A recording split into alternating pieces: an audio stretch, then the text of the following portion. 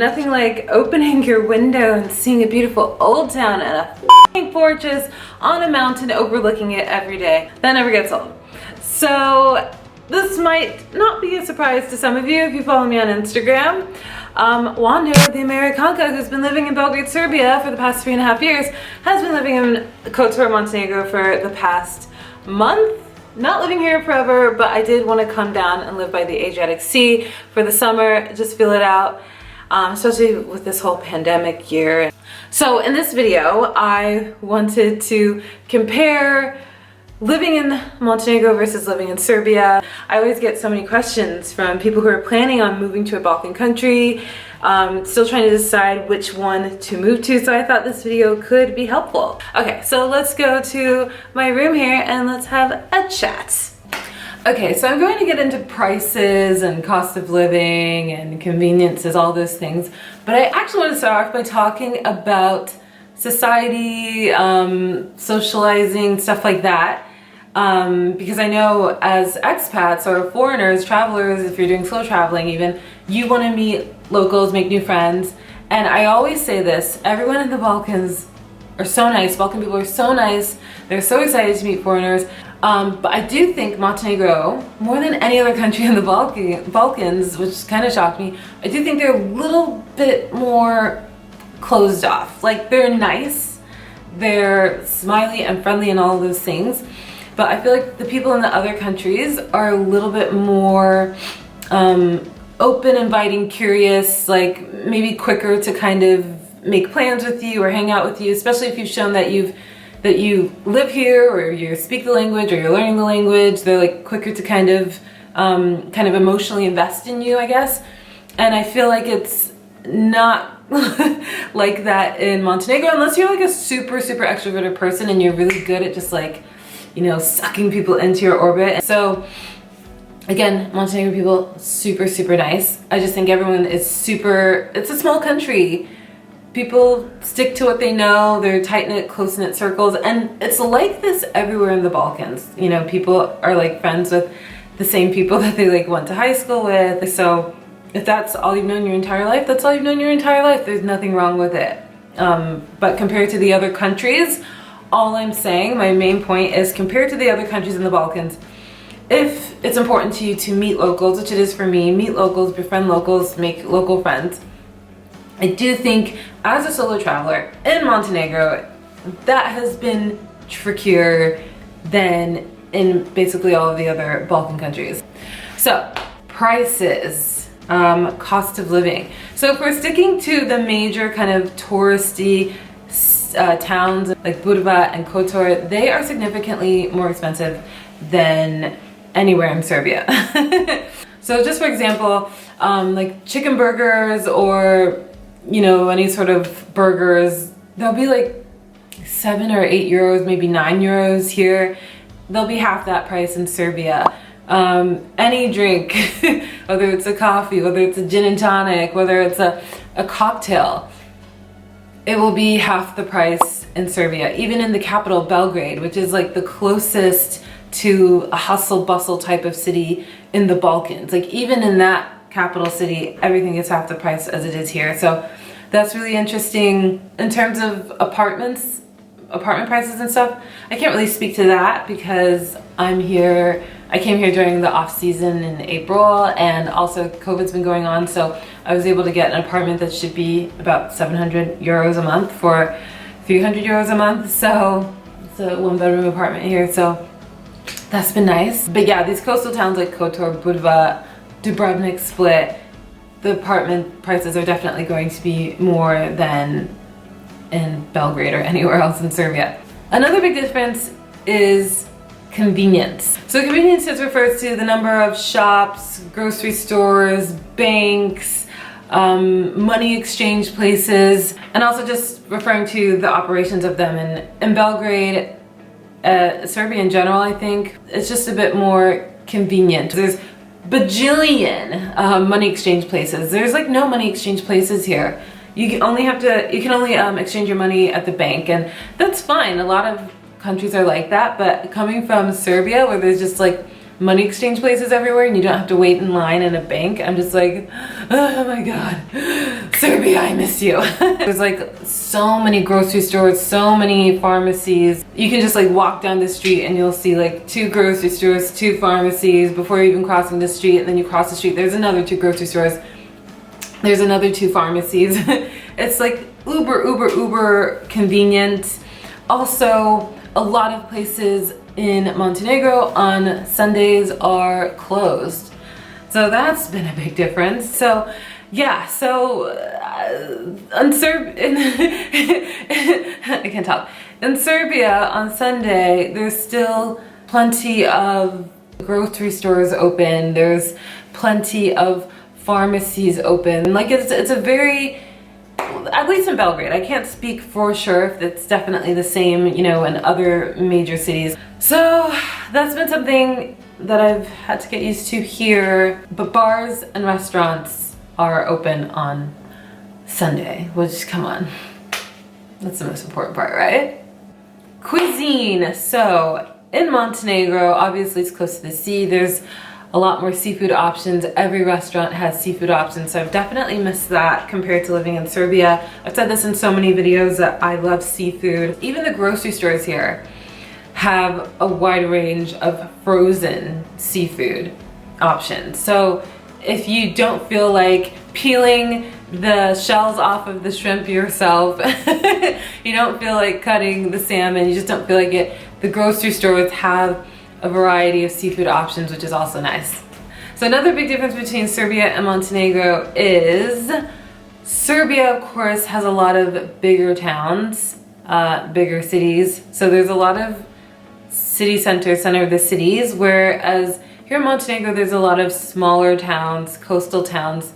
So they have a lot of old towns, but there's not like some kind of major city center. I mean, of course, places like Podgorica and stuff, yeah.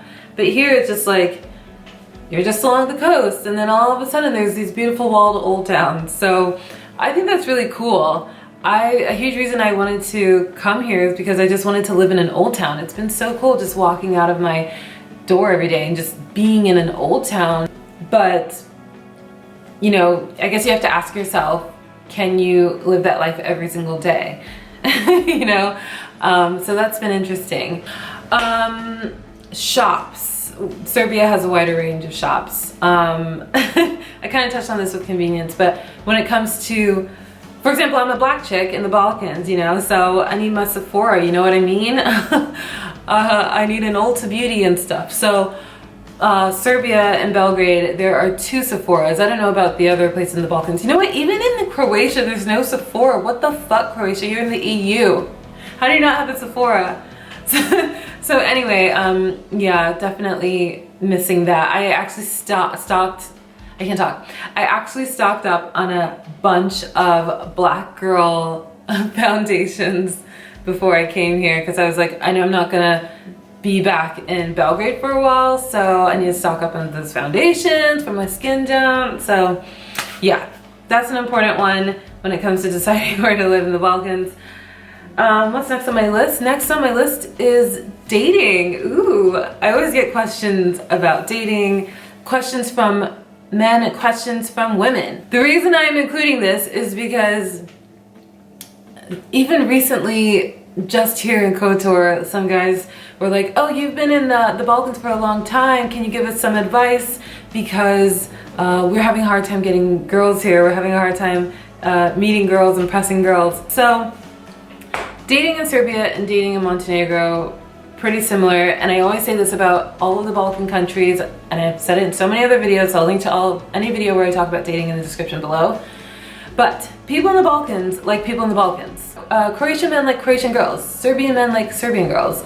Montenegrin guys like Montenegrin girls. And you know why? It's because they all have the same psychology. And this is very important in dating psychology, because I feel like so many people think that they can just travel to a country and like get girls. And I'll be honest, this is something that I kind of am guilty of as well. And I have gotten attention from guys more easily here than I have in, you know, the United States. I mean, I still get attention from guys in the United States. I'm just saying, it's just a lot more attention here. But something I always have to kind of check myself with from time to time is remember that like, just because you're getting attention from someone or just because you've gotten someone's attention doesn't mean that they're interested in you, like dating you seriously. And I guess for those guys that I met the other day, they were really interested in, I guess, hooking up with these hot, sexy Montenegrin girls. But again, it's all about the psychology, and I love dating psychology. I would love to make a video about this. I know my channel is nothing about this, but like, I love psychology of dating. But like, basically, a lot of the kind of, you're basically given programming from the time you're a child from your parents, and you carry that with you the rest of your life. And I feel like a huge part of the kind of software that's embedded into a Balkan person in childhood is that they like other Balkan people who have similar mentality as them, who've been through a lot of the same things that they've been through. A lot of these countries have been through like traumas on a national scale that like a foreigner can never experience. And a lot of them have been through, for example, in Serbia, like everyone has Slava, and everyone goes down to the Splavs in the summer, and everyone, you know, knows people from university, and like that's familiar to them. And a lot of what dating is about is what's familiar to you. So people in the Balkans, like Balkan people, like they're super into familiarity, whereas in the United States or in Western countries or whatever, people like what's familiar to them as well, in terms of course, I'm an open-minded progressive person, so I want to date an open-minded progressive person. But where I'm a little bit different from someone in the Balkans is I'm more open to dating anyone from anywhere in the world. I have an ex that was German, I have an ex that was Serbian, I have an ex that was Italian. Only, yeah, 2 of my boyfriends were American and 2 were not. That's so interesting. I just noticed that right now. Anyway, so yeah, but like, that's my psychology, that openness of being a progressive, open-minded person. Whereas in Balkans, not that people aren't progressive or open-minded, but when it comes to dating, they like their own. So I feel like that's very similar in Montenegro and Serbia and Croatia and Albania and Macedonia, blah, blah, blah, blah, blah. That's that. Now, specifically speaking about men here, when it comes to dating, I haven't dated, I'm just saying dating as a category, but I haven't dated anyone, basically. I haven't done anything romantic, if you know what I mean, since before the fucking presidential election. So it was October of 2020. Your girl needs, she needs, anyway, I haven't done any dating, but Montenegrin men have flirted with me, approached me, stuff like that. And I will have to say, compared to Serbian men, I do think Montenegrin men are a little bit more, I feel like I'm stereotyping here, but just based on the 5-ish, 6-ish amount of guys that have approached me or tried to flirt with me, buy me drinks, talked to me, wanted me to come back to their apartment, different things like that. I feel like they're just a bit more prideful, maybe egotistical, just because I feel like when I rejected them, or even when I just didn't show any interest, and I'm a super nice person, I wasn't like, get the fuck away from me. Like, I'm never like that. I'm just like, oh, sorry, no, I can't come, I'm sorry. Thanks for the invitation, but yeah, I'm just gonna go to sleep. Like, that's how I am when I reject people. But they were so mean to me. They were like, ah, pushi kurats.